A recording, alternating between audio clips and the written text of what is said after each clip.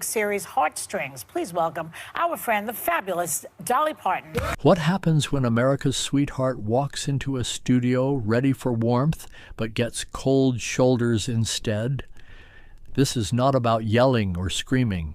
This is about staying calm, keeping your dignity, and knowing when to say enough is enough. What went down on The View that day ended with shocked silence, broken cameras, and a walkout nobody expected. This was a masterclass in grace under pressure that nobody will ever forget. The studio looked absolutely perfect that winter morning. Golden lights glowing softly everywhere. Holiday decorations carefully placed in every corner. Candles flickering behind the glass desk. Wreaths hanging beautifully on the windows. And that cozy feeling The View loved to show off during the holiday season. Everything looked safe, welcoming, and friendly. The atmosphere screamed warmth and holiday cheer. Dolly Parton noticed everything the second she walked onto that set. She wore black sequins that sparkled without being too flashy or demanding attention. Her blonde hair was styled perfectly, softer than what people usually see on stage. She waved at the crowd with that signature warmth, and that famous smile pulled instant applause from everyone in the room. The energy was electric with excitement. Joy Behar watched her closely from across the table, not smiling, not frowning, just staring with an intensity that felt calculating. Whoopi Goldberg leaned forward like she always does, taking control of the moment with her natural authority. Please welcome the one and only Dolly Parton. The cheers got even louder, filling every corner of the studio. Dolly nodded graciously. Put her hand over her heart for a second, in genuine appreciation, and sat down with her hands folded neatly on the table like the lady she is. 2 View mugs sat between her and Joy like ceramic walls in a conversation that had not even started yet. "Thank you for having me," Dolly said with that warm voice everyone recognizes instantly. "It's good to be here." Her tone was gentle, familiar, and completely disarming. You could feel the audience already loving her presence. For the first few minutes, everything went exactly as planned. Whoopi asked about Dolly's new music projects and upcoming releases. Another host brought up her incredible literacy work and the millions of lives she has touched. There was genuine laughter, deep respect, and safe topics all around. Dolly answered easily, thoughtful, but brief. Never bragging about her accomplishments, never sounding rehearsed or fake. She talked about creativity with passion, giving back to communities, and how she never imagined any of this growing up dirt poor in the Tennessee mountains. Her humility was touching and real. Then Joy leaned in, and everything changed in an instant. Not loud, not aggressive, but with that obvious shift in energy that everyone could feel. Her posture tightened noticeably, her head tilted in that particular way, signaling she was no longer listening but getting ready to attack. The temperature dropped. "So, Dolly," Joy said, her voice casual but sharp underneath like a hidden blade, "you've been doing this a long time." Dolly smiled warmly. "I have, yes," Joy nodded slowly, deliberately. "Decades, really. Different times, different crowds, different generations, and somehow you have never really changed your look at all." A pause. Not long enough to interrupt the flow, but long enough to feel completely deliberate and loaded. Dolly blinked once, still maintaining that beautiful smile. "Well," she said lightly, "I've always believed if you know who you are deep down, you don't need to chase every single trend that comes along." The audience made approving sounds, murmuring their agreement. Joy didn't smile back at all. But don't you think, she pushed harder, that there's something fake about that consistency? I mean, big hair, sparkles everywhere, the over-the-top femininity. Some people might say it's pretty outdated in today's world. The mood in the studio shifted hard and fast. Whoopi glanced sideways with concern in her eyes. One co-host shuffled her papers nervously. Dolly didn't move a muscle, didn't tense up, didn't even let that smile drop from her face. Instead, she tilted her head slightly with grace. "Well, Joy," she said gently, "I've always thought femininity wasn't something to be embarrassed about or apologize for. It's just one way of being strong in this world." Joy's lips pressed together tightly. "Sure," she said dismissively, "but don't you worry that younger women see that and think success means looking a certain way? That being taken seriously in any field requires all the glitter and glamour." The words hung there heavy in the air, not a direct insult, but definitely not a compliment either. The implication was crystal clear. Dolly's fingers rested calmly together, her perfect nails tapping once softly against the glass table. "What I think young women are smart enough to decide for themselves what empowers them," she replied with conviction, "and I trust them more than I trust labels that try to box them in." A genuine wave of applause moved through the crowd. Joy leaned back in her chair and crossed her arms defensively. "I'm just saying," she added with an edge, "you've built a brand over the years, and brands can sometimes hide the real substance underneath all the packaging. That was the exact moment. Not when the words landed, but when Dolly realized exactly how they were meant to land and cut. This was not curiosity or a real conversation meant to explore ideas. This was a slow, calculated attack disguised as intellectual discussion. The mask was slipping. Dolly looked directly at Joy for the first time with full attention, used not with anger burning in her eyes, but with total clarity and understanding. "Well," she said softly but firmly, "I think substance speaks for itself without needing anyone's permission." Her tone was still kind, still controlled, but something had definitely shifted in the energy, and Joy noticed it immediately. She smiled faintly, like she had finally gotten under Dolly's skin and drawn blood. "Of course," Joy replied smugly. "I just think it's worth examining and questioning." Dolly nodded once with dignity. "Then examine away to your heart's content," she said. "I've lived my entire life in the open for everyone to see." The audience clapped again, louder this time with more passion. Joy didn't join in at all.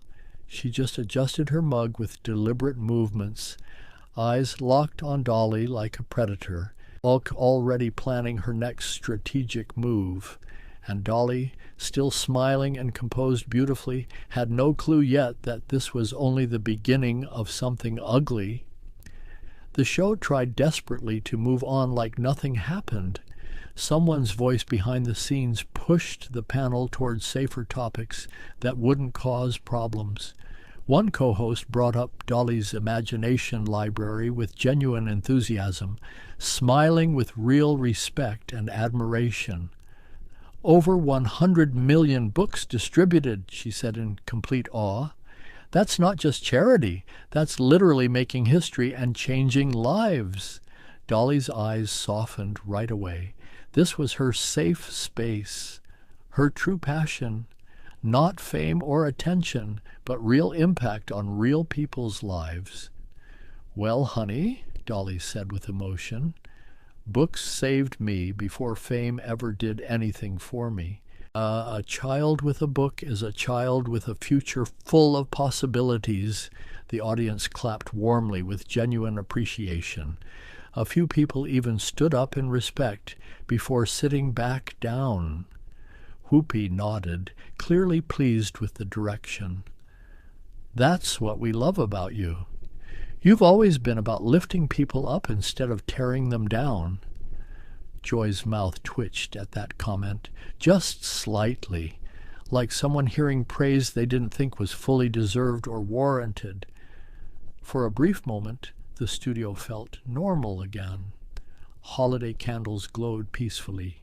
Cameras moved smoothly between faces. Mugs sat perfectly aligned like props in a pleasant scene.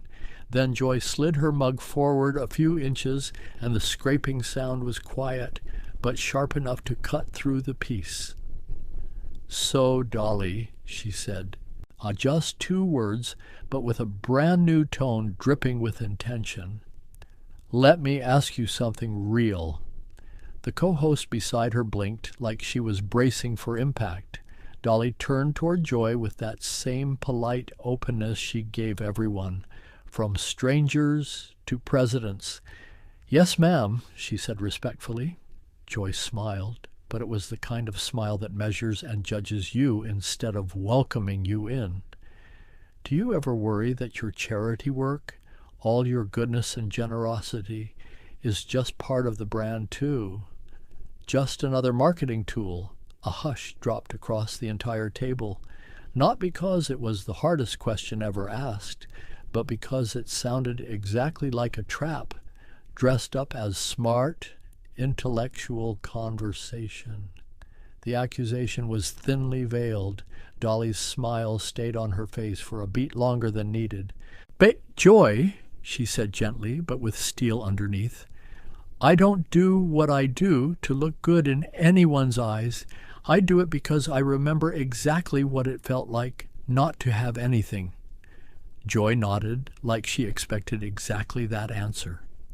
"Sure, but you can't deny," Joy pressed harder, "that charity is incredibly convenient, especially for celebrities.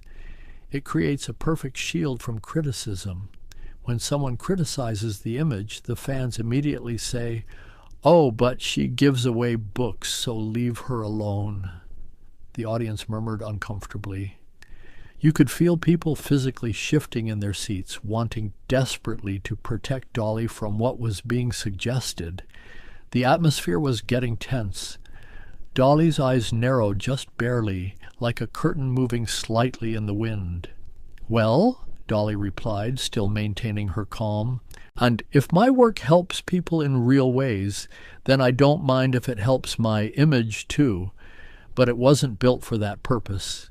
Joy leaned in closer, clearly thrilled that the studio was holding its collective breath. "Okay, but let's be completely honest here," she said, voice getting sharper by the second. "Your whole thing, sweet Dolly, kind Dolly, harmless Dolly, it's all a performance, isn't it? It's calculated." Whoopi inhaled sharply, like she wanted to jump in and stop this, then stopped herself. Sometimes you have to let someone show exactly who they really are. Dolly didn't even flinch. Instead, she gave Joy a small, thoughtful nod, the way you nod at someone you're choosing not to embarrass publicly. "Honey," Dolly said calmly, "everything we do in public is a performance to some degree. Yours, too." A few laughs bubbled up from the audience, nervous and surprised. It was not a jab or an insult, just a simple fact, delivered so softly it was impossible to argue with. Joy's eyes went hard as stones. "No," she said sharply, "mine is honest conversation. Yours is an act.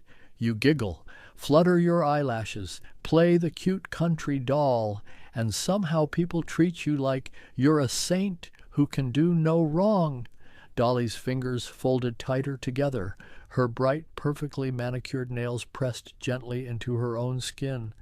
She kept her voice low and steady despite the provocation.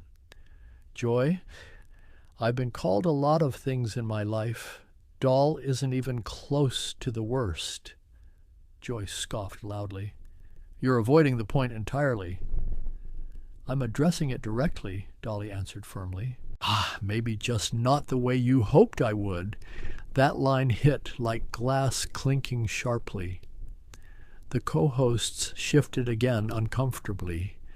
One looked down at her cards like they suddenly became the most fascinating thing she had ever seen. Joy kept pushing forward, sensing she was close to creating a viral moment. Here's the actual point. You present yourself as this big symbol of empowerment for women, but your entire image is built around exactly what men wanted women to look like for decades. Big hair, tiny waist, loud sparkle everywhere. It's not exactly forward-thinking or progressive.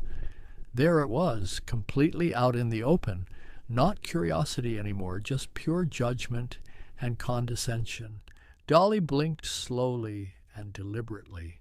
When she spoke, her voice was still sweet, but no longer soft or gentle. "Joy," she said with conviction. "What? I didn't build myself to please men or anyone else. I built myself to survive in a world that didn't want me to succeed." Her words were simple, but they carried something way heavier than sequins or rhinestones ever could. This was real. Joy opened her mouth wide, ready to attack again, but Dolly held up one finger, polite, calm, but absolutely firm. "And before you decide what kind of woman I am," Dolly continued with quiet power, "you might want to ask yourself something important." Joy's face tightened visibly. "What?" Dolly's smile came back, but it looked completely different now. It was not warmth anymore. It was pure composure and control. "When you look at me," Dolly asked quietly but pointedly, "do you see a woman who chose her own life and path? Or do you only see what you've been taught to resent and tear down?" The studio went completely still and silent. It was not a mic drop moment yet. It was actually worse for Joy. It was a mirror being held directly up to her face, forcing her to see herself. Joy's lips parted in shock. She tried to laugh it off dismissively, but the laugh sounded weak and completely forced. It died quickly. "Oh, please," she snapped defensively. "Resent? I'm just tired of watching grown women play dress-up and calling it empowerment like it means something." The audience gasped collectively. The holiday set suddenly felt like a stage for something much darker and more intense. Dolly's eyes moved from Joy's face to the camera, then back with purpose. And for the first time, you could see it clearly written all over her face. Thus, Dolly was not trying to win some argument. She was trying desperately not to lose her cool completely. "Joy," she said, voice still even and measured, "I've never once asked you to like my hair or approve of my style." Joy shrugged dismissively. "Well, it's pretty hard not to notice it." Dolly nodded slowly and deliberately. "And I've never asked you to approve of my personal choices," she added with dignity. Joy leaned back, looking smug again and satisfied. "Then why are you being so defensive about everything?" Dolly paused intentionally. The silence was long enough to make everyone in that room swallow hard. "Because you're not discussing my choices honestly," Dolly said clearly. "You're mocking them and trying to humiliate me." Joy's face went bright red. "That's completely ridiculous." "Is it really?" Dolly asked. "On still quiet but powerful. Or is that just what bullies say when they finally get called out for their behavior?" The word bullies rolled through the room like actual thunder. Whoopi's eyes went wide with shock. One co-host actually froze completely mid-movement. Joy's whole body stiffened defensively, her tone turning razor-sharp and dangerous. "Don't you dare call me a bully," she hissed through clenched teeth. "I'm asking legitimate questions." Dolly's voice did not rise even 1 decibel. "That's the thing, Joy," Dolly replied with precision. "Real questions are meant to understand and learn. Yours are specifically meant to hurt and embarrass." Joy's smile disappeared completely from her face. For a quick moment, you could see the calculations happening in her brain. Push harder, break her down. Get the viral clip everyone will share. And she absolutely did. Well then, Joy said aggressively, leaning forward hard across the table, let's cut straight to the truth here. You're not the saint people think you are. You're a savvy businesswoman who sold a fantasy to millions, and you sold it so well, people forgot to ask who you really are underneath it all. The air got thick and heavy. Even the audience, usually ready to react to everything, went dead silent. They could sense something sacred had just been crossed. Dolly did not move a muscle, but her hands slowly unlinked. Her shoulders lifted slightly, then settled carefully, like someone getting ready for battle without wanting it to show. Her smile faded to something neutral and controlled. And when she finally spoke, her voice was calm enough to be genuinely scarier than any yelling could ever be. "Joy," she said softly but with authority, "you keep talking like you actually know me as a person." Joy's eyes narrowed into slits. "I know what you choose to show the world," Dolly nodded once with understanding. "And you keep pushing and prodding," she continued steadily, "like you're desperately hoping I'll finally snap and lose control so you can feel justified and right." Joy scoffed loudly. "That's absolutely ridiculous." Dolly leaned in, not aggressive, not theatrical, just enough to close the physical gap between them. "No, honey," she said with certainty. "That's exactly what this entire thing is really about." The studio held its collective breath, because Dolly Parton, America's beloved sweetheart, had completely stopped being sweet. And Joy Behar just realized with horror that she might have pushed the one person in that room who did not need to raise her voice even once to completely win. Joy opened her mouth wide to fire back, but Dolly spoke first with authority. "One more question from you like that," Dolly said, still quiet, but deadly serious. "And we're going to have a very different kind of conversation." Joy blinked rapidly. For the first time all day, she had absolutely no comeback ready, but she was not the type to back down or retreat. She just smiled, thin, sharp, and genuinely dangerous. "Good," Joy said coldly, "because I'm not done with you yet." And the way she said those words made the producers behind the cameras frantically grab their headsets. Everyone in that building knew now. This was not an interview anymore. This was a full-on collision about to explode in spectacular fashion. The end was coming fast.